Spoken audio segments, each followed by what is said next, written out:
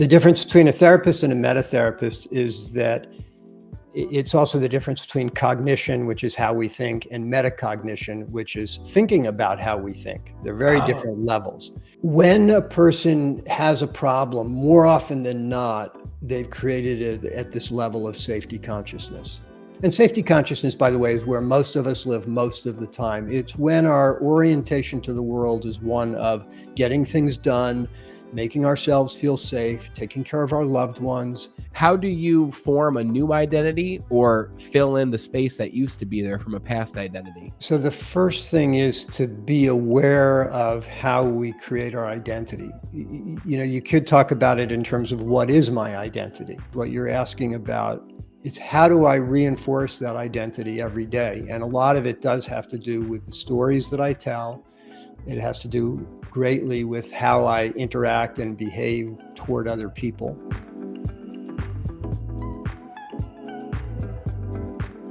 Welcome to the Be Better broadcast. Recently, we spoke to a man named Michael Amster on the show, and we talked about the power of awe.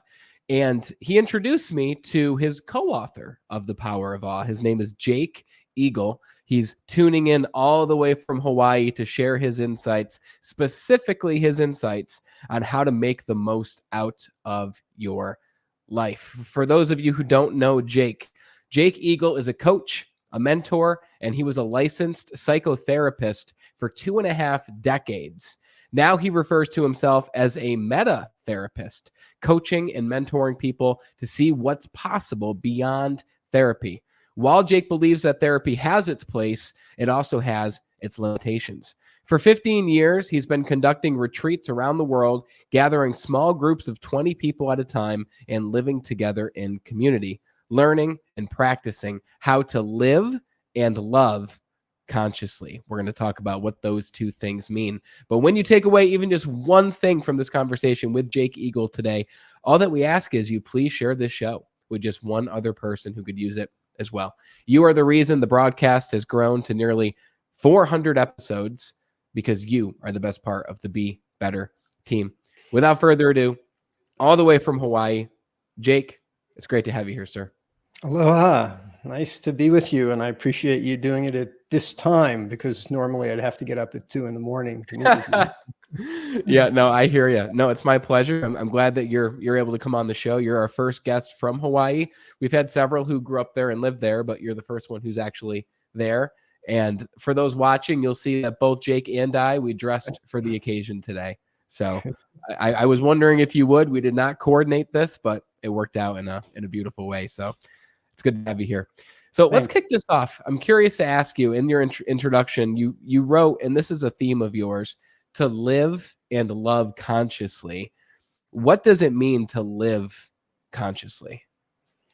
Well, to live consciously is to get off of autopilot. And for the most part, I think we tend to live on autopilot. We get into habitual routines and we just go along without really stopping and thinking about, am I the person that I was 10 years ago, which is when I may have adopted certain behaviors, I may have adopted certain beliefs. Are those still appropriate today? I may be in a relationship today that I wasn't in 5 years ago, 10 years ago, 20 years ago. Am I treating the person that I'm with today in a way that aligns with my values today? Do I even know what my values are today? When's the last time that I reevaluated my values, my beliefs, the stories that I tell, because we're always making up stories. And the idea for me, and this is work that I've been doing for about 30 years, the idea is not to just do this reevaluation every so often, once a year, every 5 years, whatever. But moment by moment, as we go through the day, as we're interacting with people, to stop and reflect. How am I treating you? Am I treating you in a way that I end up feeling good about after our interaction is over? Am I treating you in a way that hopefully calls forth the best in you? Or am I treating you in a way where you don't feel seen, or maybe you don't feel safe? So all of these things go into the idea of living consciously. So living consciously is a manner of living in which you have awareness of the stories you tell yourself, the values that you keep, how you're treating other people. Now, when you say you ask yourself the question, how am I treating you? Are you asking yourself that question in every conversation that you have with people, even the quick drive-by conversations that you have with a store clerk or anybody? I absolutely am.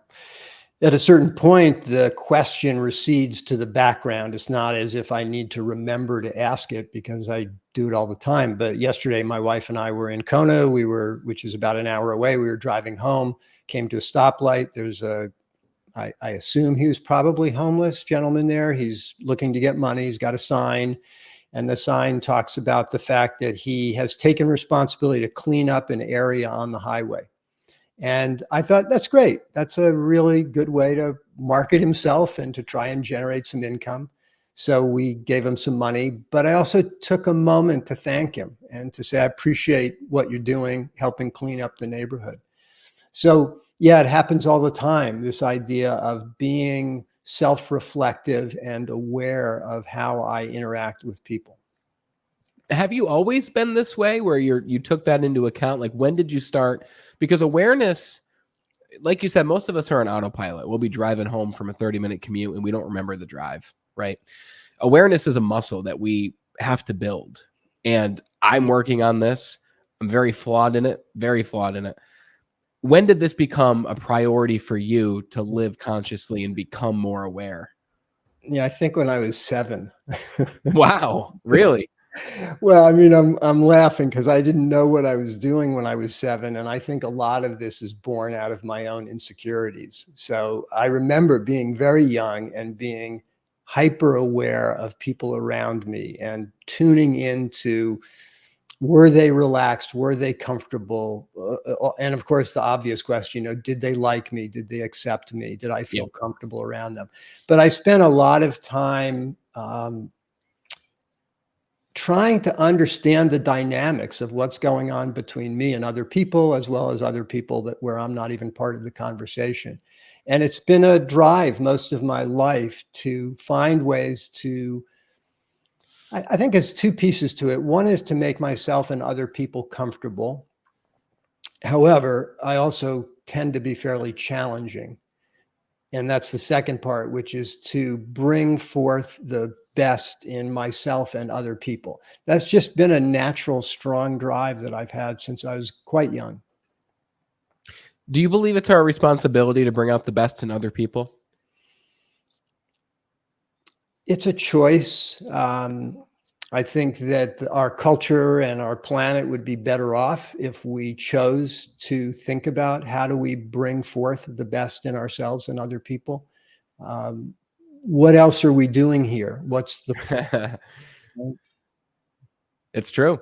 Yeah. No, that's absolutely true. And I find that the people who do have a focus on bringing out the best in other people tend to live better lives themselves. And when I say better, I mean they have more quote unquote success in their physical body, maybe their finances, their relationships, maybe just one of those areas. But I find that those people tend to be more, what many would say, fulfilled when they have a focus on helping other people. Like, if I just shut my show down tomorrow, I would lose a giant piece of me by doing so, because this show has become a part of my identity. It's a part of the way that I give back, share voices like yours to people who might never have heard those voices. Yeah, well, I definitely relate to what you're saying, because I was a therapist for almost 30 years in Santa Fe, New Mexico. And then Hannah and I moved to Hawaii in 2017, and I more or less closed my practice down and lost a huge sense of my identity, and actually found it very difficult. I found the adjustment to moving here, which is ironic because it's a fabulous place to move to. And I was with a fabulous partner and we built a wonderful home. So everything looked great on the outside, but that sense of identity that I got from working with people decreased significantly. And it's taken me a while to sort of figure out, how do I replace that? Where do I look to get a sense of self? Okay, so let's talk about that idea of identity, because earlier you mentioned that we tell ourselves the same stories that we've told ourselves for years and years and years. if we think about what stories are, and correct me if I'm wrong, stories are identity, right? We create these ideas of who we are, whether they are true or not. We might see it one way, someone else might see it a different way, but it's our life. So really all that matters is how we see it, because that's what we manifest, that's what we live out. So when it comes to identity, how do you craft a new identity? How do you replace that part of you that disappeared in 2017 when you went to Hawaii? Does it take this long? So it's been 7 years now. How do you form a new identity or fill in the space that used to be there from a past identity? So the first thing is to be aware of how we create our identity. You could talk about it in terms of what is my identity. But if you go a level deeper, which is what you're asking about, it's how do I reinforce that identity every day? And a lot of it does have to do with the stories that I tell. It has to do greatly with how I interact and behave toward other people, and how I talk to myself. It doesn't always manifest as a story. Sometimes we talk to ourselves with a simple label. We may have a label of, that was stupid. Why did I say that? That kind of thing is going to impact our identity. People with a certain kind of identity will talk in a self-critical voice. People with a different identity don't talk in a self-critical voice. When they make a mistake, they will say something like, I wonder what I need to learn from this. That's a different identity. And so where this begins, in my mind, is realizing that our identity is malleable. It's made up. It's not fixed. And part of the problem with English language, as well as many others, is that we talk in a way where we make things sound as if they're static and permanent. Uh, you know, I am blank, whatever it is. I am angry. Well, maybe I'm making myself angry in this moment, but that doesn't mean that I am angry and that it's in concrete. It's just a temporary state. It's a temporary emotion. Beliefs come and go. So part of my work is about teaching people to use language in a way where they are constantly recognizing and reminding themselves, this is in process. It's all temporary, and I'm making up meaning. That doesn't mean it's not valid, but I'm making up meaning. I'm interpreting things moment to moment. And there's a great quote from Viktor Frankl, who was the author of Man's Search for Meaning. And his quote is that between any stimulus and the response, there's a space. And in that space is our opportunity for freedom and personal power. So the idea is that when I experience a stimulus, somebody does something to me, before I respond, that's the moment where I have choice. That's the moment where I can shape my response. I can be very deliberate about the words I choose. I can recognize that somebody may accuse me of something that I don't think is true. And I have the opportunity to realize, well, this is their perception. This is their interpretation. Not necessarily my interpretation, but we all interpret events and the world subjectively. And so I don't have to be defensive. I don't have to react from my reptilian brain. And this is what's happening a great deal of the time, is that people think of their identity as if it's their physical being, as if it's their body. And when it's threatened, they often react by going to fight, flight, or freeze, which, tens of thousands of years ago, that was an appropriate response. If a tiger comes out of the bushes, fight, flight, or freeze is really all we can choose. But today, somebody may challenge your identity or challenge your belief, and fight, flight, or freeze is not an appropriate response. It's not a helpful response, but we tend to go there very rapidly. Yeah, because we're on autopilot, and that's a primal response. Yeah. And it's also because a lot of us, we were never educated about the fact that Meaning is subjective. It's made up. We're each interpreting things in our own way. And if we can develop that awareness and hold that meta awareness, we simply relax and become more curious. Why does a person accuse me of something that I think is ridiculous? Why would somebody say I was a liar if I was telling the truth? Yeah. Well, now I'd be curious and say, well, why do you see me that way? What pieces are you putting together, instead of going to a place of indignation, defensiveness, or aggression? Yeah. Very interesting. So easier said than done, for sure, because like you said, most people, including myself, we weren't trained on these things. We weren't taught these things. I remember when I first discovered even the inner voice, and like some of the things that you've mentioned already, was when I went to a seminar in Florida for neuro-linguistic programming in 2019. So this is just 5 years ago. And I went to the seminar. It was taught by Richard Bandler. And we learned for 8 days NLP and anchoring and all these different exercises and ways of thinking and deletion and beliefs and all these things, and a lot that you've already mentioned. And I was thinking to myself, why weren't we taught these things? Like, this way of thinking came out in the 80s, maybe even earlier. So it blows my mind. And you were a therapist for many, many years. And now you say that you like to help people go beyond therapy. And you've labeled yourself in your introduction here. I just want to make sure I'm getting it right. You labeled yourself as a meta therapist. Now, I don't know what that means. What's the difference between a therapist and a meta therapist? So several things you've touched on that are interesting to me. The difference between a therapist and a meta therapist is that it's also the difference between cognition, which is how we think, and metacognition, which is thinking about how we think. They're very different levels.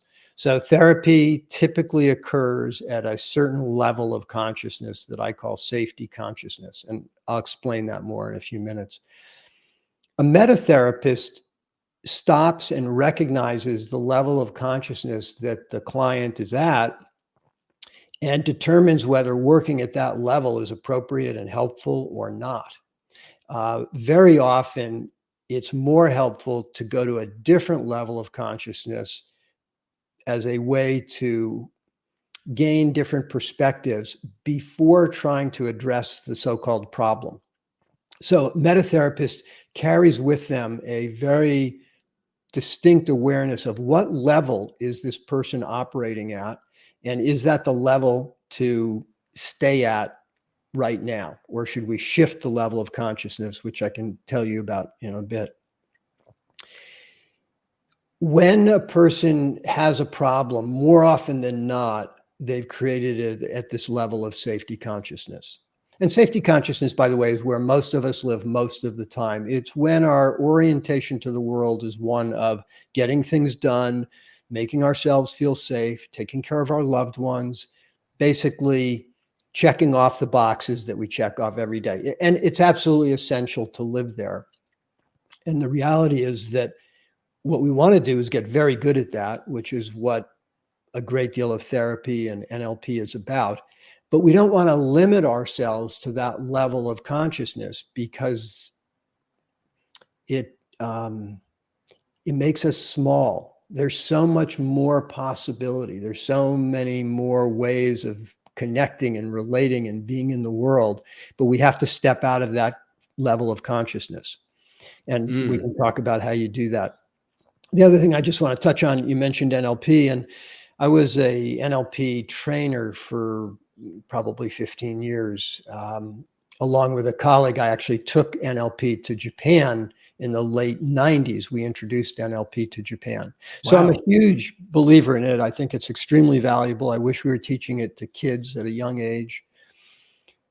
But again, it has a certain limitation. It's very, it's sort of mechanical.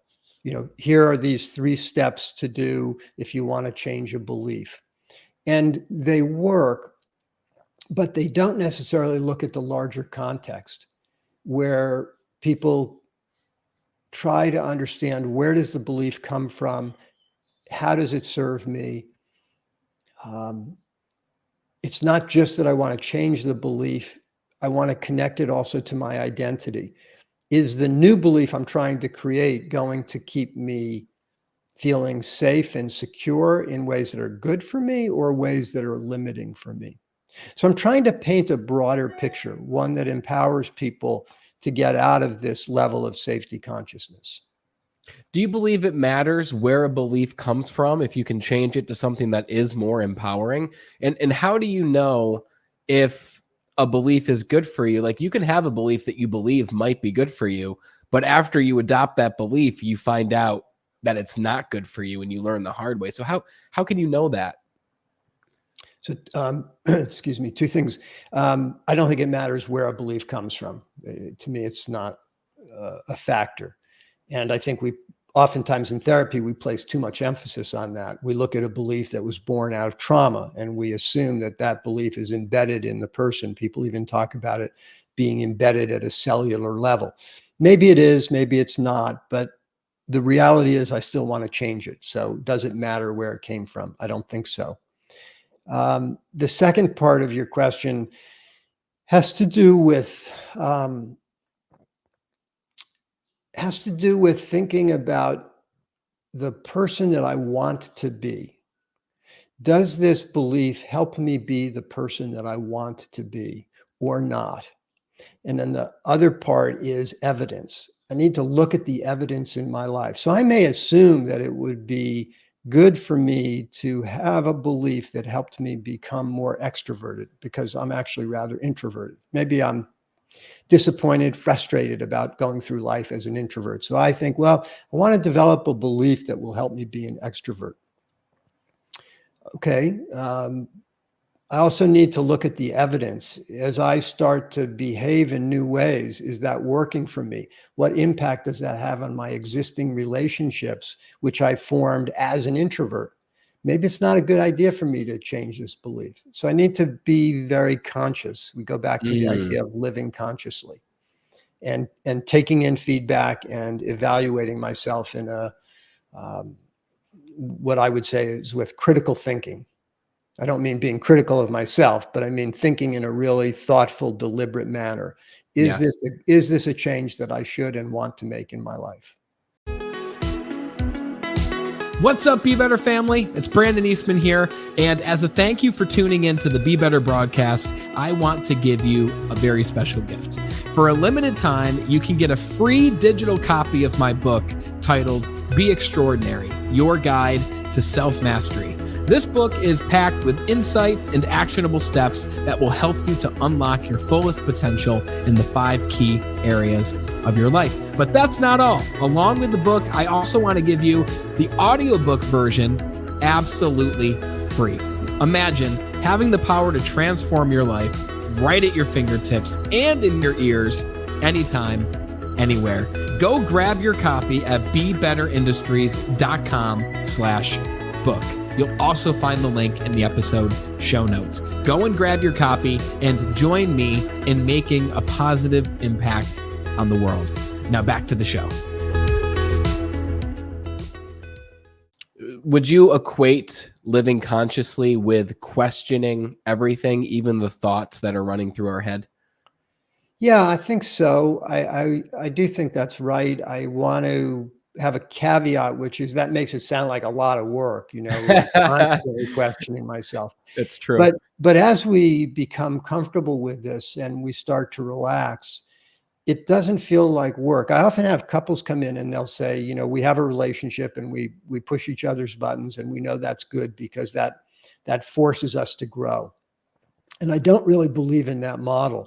I don't think that life being hard necessarily is necessary for us to grow. I don't think we need to be in difficult relationships to grow.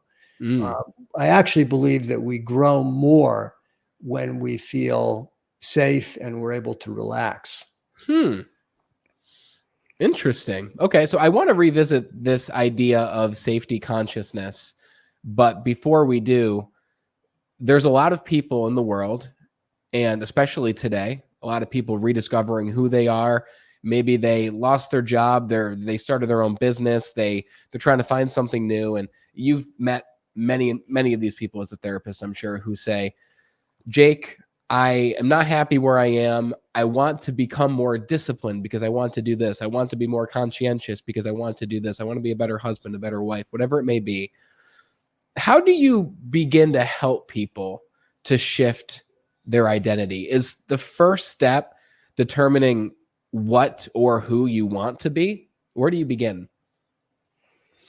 I think it differs depending on where the person is at, depending on how rigid they are, or how stuck they are. If they're extremely rigid or they're very attached to their identity, then I would want to start to introduce activities, not just talk therapy, but activities that give them a broader, fuller sense of who they could be. So to have them do things that are outside of their normal behavior patterns.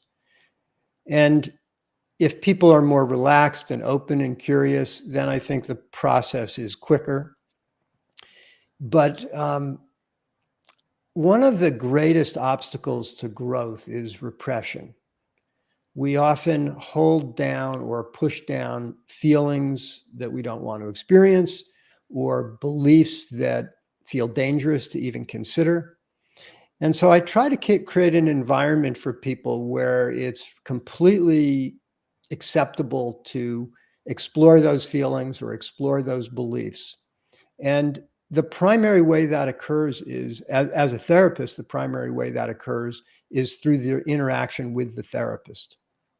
In other Okay. words, if the therapist is able to um, explore a belief that a client has where the client is extremely self-critical, and what a therapist typically will do is they will say, well, there's nothing wrong with that belief, right? That's just something that you adopted and we can work on that. What I do is I play on a little bit larger playing field, and I'll play the role of the person who's critical. Why do that? Well, because it helps the client get in touch with their own feeling. It helps them get in touch with their own internal criticism. Now, to do that, to work with people in that way, you have to believe in people. You have to see them as resilient. You have to be relaxed yourself. And that's probably one of the concerns I have about a lot of therapy and coaching is the angst that the coach or the therapist brings to the interaction. Mm. And that's why I think as a therapist or a coach, it's incredibly important that we do our work, that we are congruent, that we feel comfortable in our own skin. Now, sometimes we start out doing this in our 30s and it may feel like, well, I'm not quite there yet, but it can be done incrementally. We can get to a place where, given that I don't have a lot of experience, what is it that I am comfortable working on? What kind of people am I comfortable working with? So a lot of this to me comes back to creating a context that allows people to open up, to express, to explore. So you mentioned, when in your 30s, you might not be 100% comfortable in your own skin. Do you believe that being comfortable in your own skin only comes from age? Does it come from experience? What do you mean by that? I think predominantly it's developmental, that each decade of life, assuming we're conscious and we're working on ourselves and this is our intention, I think each decade of life we become more comfortable. But there are exceptions. I mean, if you look at two 20-year-olds, one can be extremely comfortable and the other can be rather ill at ease with who they are. And this is, of course, it's why people often go into therapy, is they're not comfortable with who they are. And then they are interested in this work, they become fascinated about it, and then they actually become a therapist. Mm. I'm not sure that's the best reason. I think it fosters a kind of self-indulgence, which is one of my concerns with therapy today. We see a lot of self-indulgence, and therapy often encourages it. And there's not, you and I are talking about being self-reflective and observant of our own behavior and own beliefs. But how far you take that can determine whether it's constructive or not. As soon as you start working really hard at this and becoming obsessed and become thinking about yourself all the time, I don't think it's any longer, it's not constructive at that point. It has a constrictive quality to it. And my thinking about therapy is we don't want to help people constrict or become more rigid. We want to help people open up and become more relaxed and more comfortable. Yeah. Okay, so let's talk about that. You mentioned this concept of safety consciousness. How do you help someone to then expand their consciousness beyond safety? Because you mentioned safety is important, but you want there to be more than just that. So the simple way of doing this, there's a few components to it, but the simple way is just basic education, which is letting people know that based on the model that my wife and I have created and been using for 20 years, there are 3 levels of consciousness we've identified. Safety, you and I talked about. We all live there. We spend a lot of time there.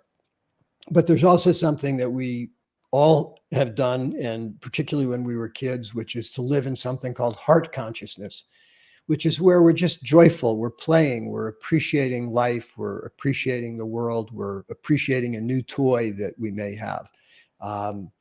We're not bringing the judgmental aspects to our lives. We're just in a state of appreciation. And when we do that, we shift our physiology. And heart consciousness is very well documented by an organization called Heart Math. You may be familiar with them. Heart Math has a simple way of helping people access this different physiological state. And it's very easy to do. And essentially what you're doing is you're thinking about things that you appreciate while simultaneously focusing on breathing from the region of your body where your heart is, from your chest. And if you're hooked up to biofeedback and you do this, you immediately see a shift in your breathing pattern and your heart rate variability. So it's not hard to go into heart consciousness. We can find things that we appreciate no matter what's going on around us. So that's the second level of consciousness. And as soon as we go there, everything looks different. We're in a different state. We have different filters. We have different values. And we can look at what was a problem in safety consciousness, and it no longer looks the same. It still may be a problem, but we see it from a different perspective. And that's loosened up our ideas about what was previously this problem. The next level of consciousness is called spacious consciousness. And the book that Michael Amster and I wrote called The Power of Awe has in it a methodology to help us access spacious consciousness. This is something that mystics and spiritual teachers have been working on for, thousands of years, helping people access what is probably considered a high contemplative state. Meditation is certainly a way to do it. But the traditional journey is a long one. It's arduous. It takes years to become good at that. And I see the be better sign behind you. It's very much about a state of being instead of a state of doing. And be better is actually appropriate because it's being, but being in a way that's better for us and better for everyone. Oh, I like that. When we go into this state of spacious consciousness, words drop away, which means judgment drops away, stories drop away, and time drops away. It's a timeless state. It's a state of feeling suspended and connected with something greater than ourselves. And as soon as we do that, everything shifts physiologically as well as emotionally. Now, if we try to talk about it while we're in spaciousness, we can't stay in spaciousness. So what we do is we visit this state to gain a very different perspective. And then we come back to heart or safety consciousness, but with a very different relationship to ourselves and the world. We've opened ourselves up in a vast way. And which, by the way, is what happens when we experience the emotion of awe. Yeah.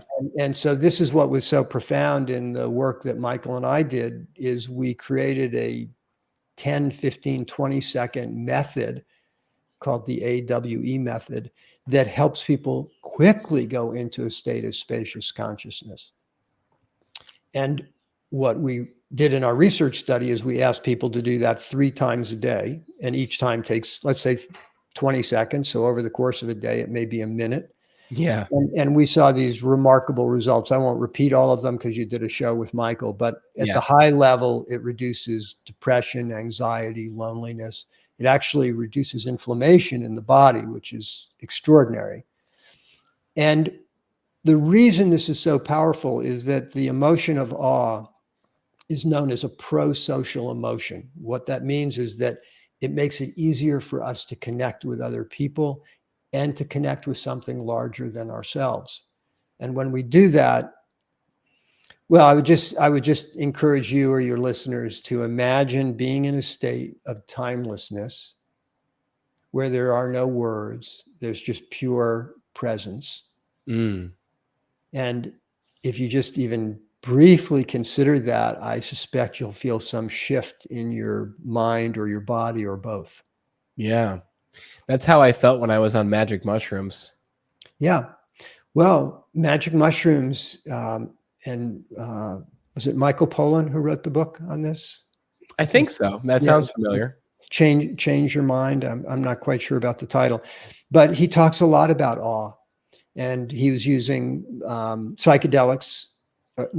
No, I shouldn't say he was using. He was investigating people who were using psychedelics to access this state of expanded consciousness. And I was very familiar with his work before Michael and I really kind of stumbled onto this idea of awe as a way to experience something very similar to what people experience when they use psychedelics. The difference is you're not using any psychedelics, and it only lasts a very brief amount of time. But you can access it whenever you want to with that 3-step process. So for those who haven't watched the episode with Michael Amster, the AWE is an acronym. So AWE. The first step is to bring your attention and find awe in the ordinary things around you, something that you can be appreciative for, something that you can spot no matter where you are right now. Even if it's in a darkly lit room, you can find something and bring your attention to this thing. The W is wait and be with this thing and marinate with this thing. And the E is to exhale and expand. And specifically, we go into each one of those steps in our episode together. So I'll put a card up in the corner of this episode if you're watching on YouTube. If you're listening to the podcast, I can't do that, but it'll be in the description below. You can check out that full episode. Okay, so to recap what you mentioned here, those 3 levels of consciousness: safety consciousness, which is necessary; heart consciousness, which we experience much as a child when we get a new toy; and 3, spacious consciousness, which is where the power of awe brings us. So I'm a bit confused with the difference between heart and spacious consciousness. Well, what's the main difference between those two? So we access heart consciousness by thinking about things that we appreciate. So think about the person in your life that you appreciate the most. Just think about that person and how fortunate you are to have that person in your life. And what will happen is you'll begin to sense a shift, physiological shift. Breathing patterns change, posture changes. And if you were to speak, you'd notice that people use language differently when they're in heart consciousness. So notice that I'm guiding you through this by using words, and we're talking. If we were to go to spacious consciousness, the words drop away. So we're no longer thinking our way through. We're accessing a state, and that's when the words and the sense of time drop away. And then we're just in a state of pure presence, no longer thinking.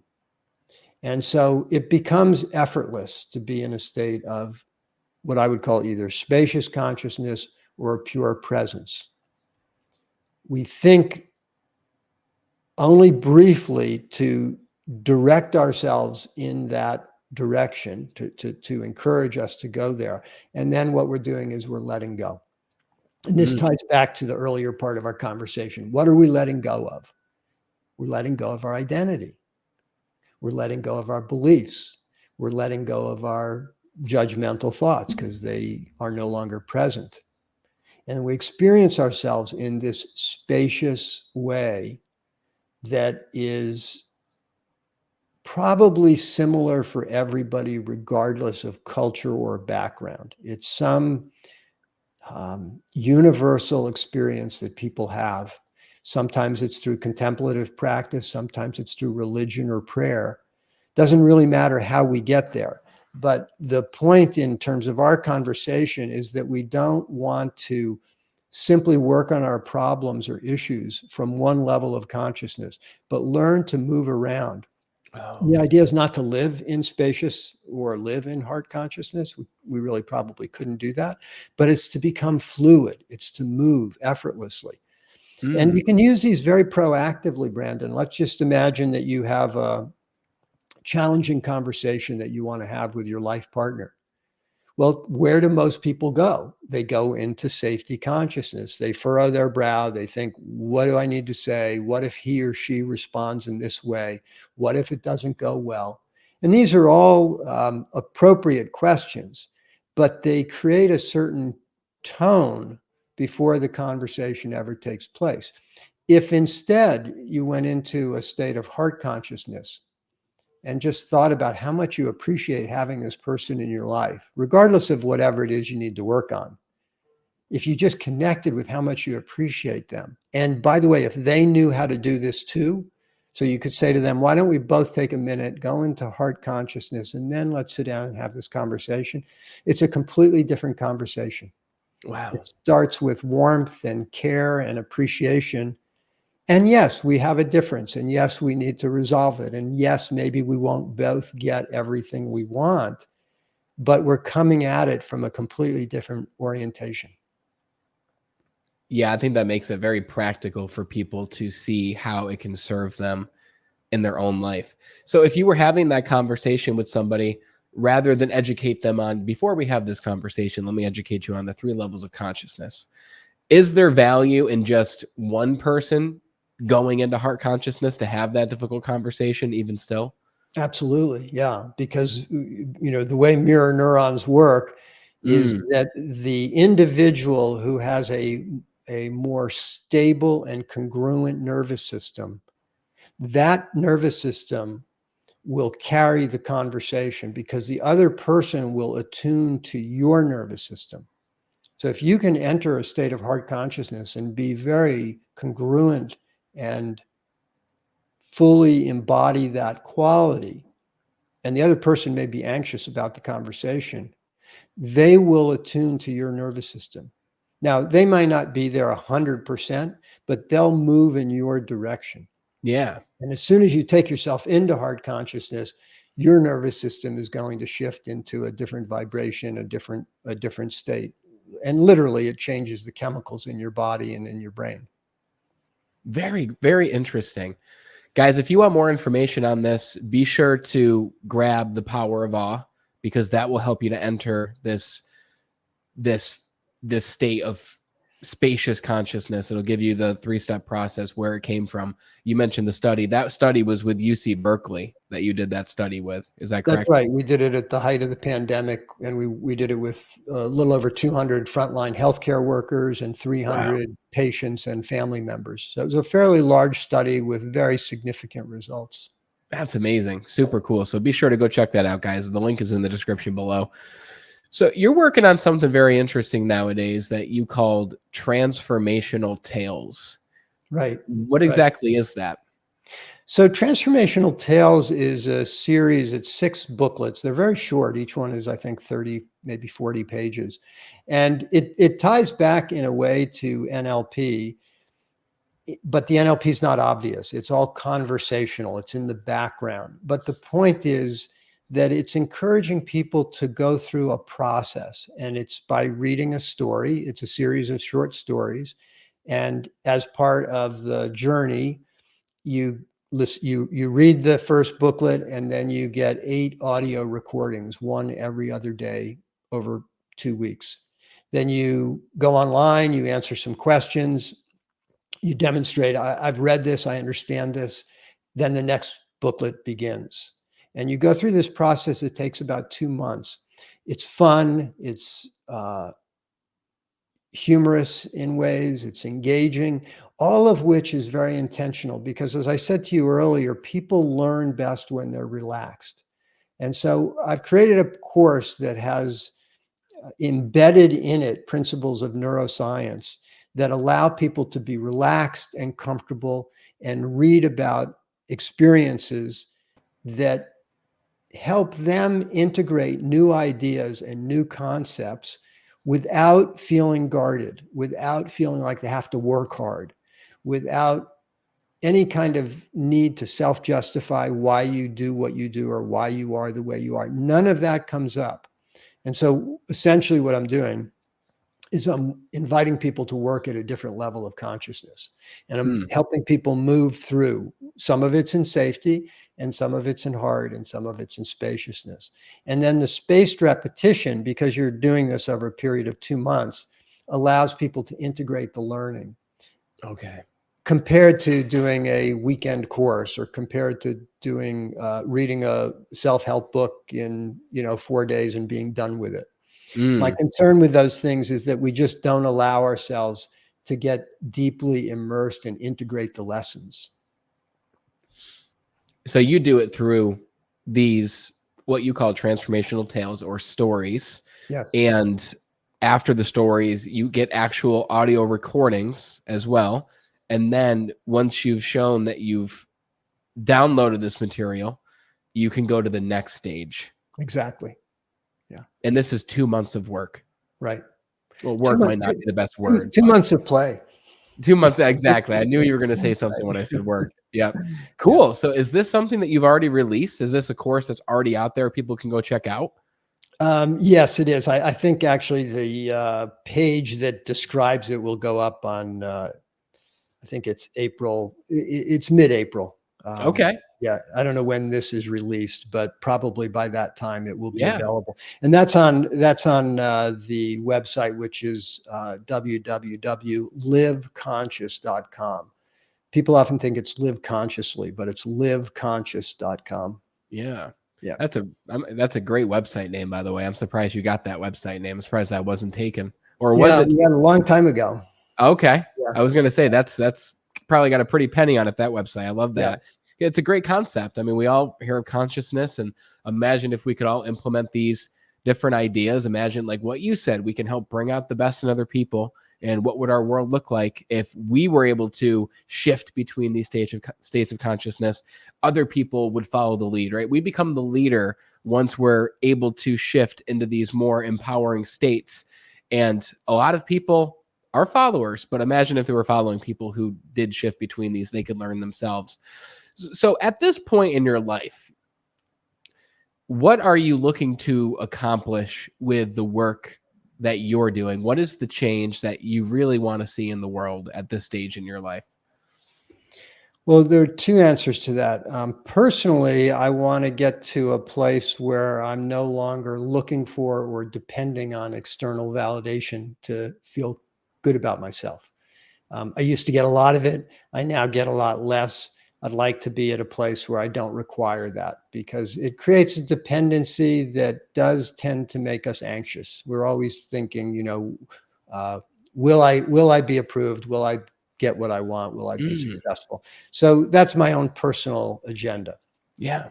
In terms of the world, I'm really hoping to do work with people that fosters kindness, that reminds people that we have the better angels of our nature, and if we can wake them up in ourselves and other people, we may be able to move through what I think is a very tumultuous time in our country and in the world. I wish that our leaders were more aware of this. I wish that our leaders were modeling it, but they're not. And so I think what happens is it comes back to us. We have to model this. The famous Gandhi quote that, we have to be the change we want to see in the world. And so my work is predominantly helping other people who want to do this by giving them tools that make it possible. Who are some leaders or people that follow these principles closely that you've observed? Well, if I tell you, then it'll bring a controversial tone to the Controversy is good. okay, so Kennedy. Oh, yeah, excellent. Yep. yeah. Oh, I agree. I mean, a lot. Yep. Kennedy, Robert Kennedy Jr. has gotten an enormous amount of negative press, and he's thought of as a conspiracy theorist. But if people will take the time to listen and really pay attention, this is a man who is trying to bring people together. He is focused on what we share in common, which are a lot of wonderful traits, and not focus on the things that divide us. And that's not true of most of our leaders. It's true. So I have enormous respect for him. I've been volunteering for him in Hawaii. Cool. And if you listen to his language, he's not tearing people down. True. He's speaking in a way, he's speaking respectfully about other people. And if viewers are interested and they don't know much about him, Lex Friedman did an interview with Kennedy. And if you search for that and you just search for Lex Friedman, Robert Kennedy, who is God, there's a 10-minute video clip where Kennedy talks about what God means to him. And it's not a religious version of God, but it's absolutely a beautiful description of what's possible and how to live a healthy, responsible life. Yeah. So he's an example of a leader. Yeah. Great. I'm glad that I asked you that, because that's a great example. And there's no denying he's a sharp man. He takes care of himself. You mentioned, taking care of yourself is of the utmost importance. He takes care of himself, and he isn't afraid to admit if he was wrong at any point. I mean, he's open to changing views, and if you can show him why it's right, he'll take that viewpoint. And I've enjoyed his interviews, and I would agree with you 100%. So very cool. I love that. And I'll have that link for people in the description too. If you're on RFK or anything like that, you can go check it out. And if you heard what Jake said, and when he put the hat on and you felt a certain way about it, you may be operating out of a place of safety consciousness, right? Operating out of safety consciousness. and absolutely. And one last thing to say about that is that's where our confirmation biases exist. We all have biases, and oftentimes we're not aware of them. And so part of the conversation Brandon and I have had is becoming conscious means becoming conscious of our own biases. And we all have them. We all have them. So it's not as if we can escape them. It's about recognizing them and going, yeah, this is a bias I have. Yeah. And not to hold on to it too tightly, but to see it and go, yeah, that is a bias I have. Yes. Awareness for what it is. 100%. Right. Excellent. Jake, this has been a lot of fun. So everyone listening, I'm going to have a link below to The Power of Awe. I'll have the RFK interview, but front and center, I'm going to have a link to the Transformational Tales. Okay. So by the time this launches, it will be down there. I'll have the link down there, and go check it out. See if it's for you. It's over the course of a few months. And again, like you said, it's not hard work. It's play. Right. And I'm sure you make it so in a way that people are able to incorporate it into their life. Is that true? That's absolutely right. That's the feedback I've gotten from people who have been doing it, that it's a very unique experience in terms of the personal growth world. Yeah. Great. Very cool. Well, Jake, I'm really happy we made this happen. Shout out to you, Mike Amster, for connecting the two of us. And this was a lot of fun, sir. And I look forward to see what you continue to do. And I'm glad that we're connected. Thank you for being on the show. All right. Thanks, Brandon. This was an awesome conversation that added to the amazing conversation that Mike and I had. Again, I'll have that episode below too, so you can go check that out. We go deeper into the power of awe.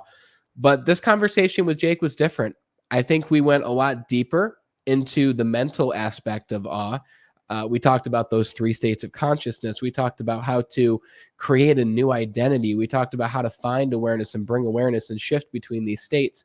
I mean, we went deep in this conversation, and I hope that there was one thing in this that was helpful for you that you'll use. And if you're saying to yourself, I want to get better at shifting between these 3 states, and I don't want to do it just by reading a book one time, then be sure to go check out the Transformational Tales in the description. and see if that's for you. Go check out the website. The link is right down there, and see if Jake can help take you to that next level. Thank you so much for watching and listening and for sharing this episode, because you are the best part of the Be Better team. And until we talk again next time, continue to be better.